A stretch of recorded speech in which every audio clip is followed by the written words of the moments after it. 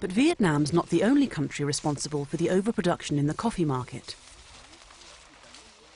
Brazil, with 300,000 farmers and 3 million people directly employed in the coffee industry, remains the world's biggest coffee producer. Here, mechanized harvesting is increasingly used on large-scale coffee plantations.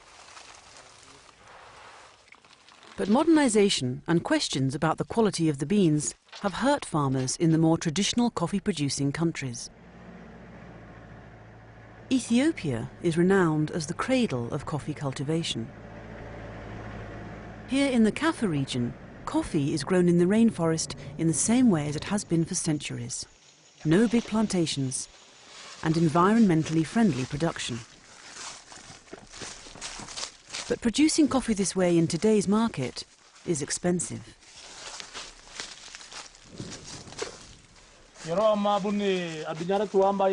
There is a lot of coffee in the world nowadays, so we have to make our coffee the best product. You must only pick the red berries. Only the red ones? Yes. Where is your basket? I will show you. Only the red ones that are ripe, not the dry one, nor the green or overripe ones. Only the red ones. They are good. Coffee is grown in Ethiopia under the shade of big indigenous trees in all places. Even there are places in this country where coffee is grown by itself under big trees in the forest. The coffee beans fall to the ground and they grow by themselves again, and without any human interaction. It's grown without the application of any chemicals, chemical fertilizer or chemical herbicide or any insecticide is not used on the Ethiopian coffee. Today, coffee accounts for over 50% of Ethiopia's export revenues. 700,000 households are dependent on it. Despite worldwide overproduction and competition from cheaply produced beans, Ethiopian producers are concentrating on quality. They reason that their coffee's reputation and traditions will still sell in today's difficult markets.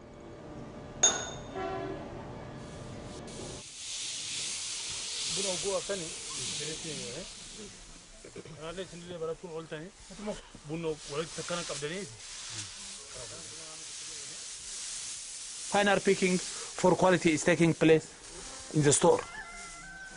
That is what they are going to do maybe every afternoon when they take the coffee to the warehouse. But what I am telling them is to look into the coffee here thoroughly so that it might be easier in the afternoon to check for quality. So they should take out the bad ones? Yes, the bad ones like this one. For example, these coffees are very, very small, and also they are black. So all these kinds of coffees are not fit. So they have to be taken out of these coffees. This is the quality control which we are making at the farmers level. All these coffees are now the best ones. These are the best ones now, because there is no improper coffee in this one. All are of good quality. That's why I'm proud of the quality of Ethiopian coffee.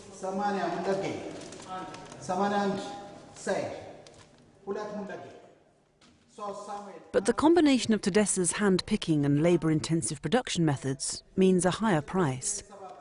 A price the buyers are not necessarily willing to pay.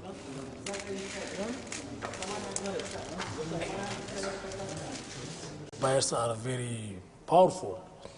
They are not paying a good price for the farmers. They are paying a price which is very lower than that of the cost of production.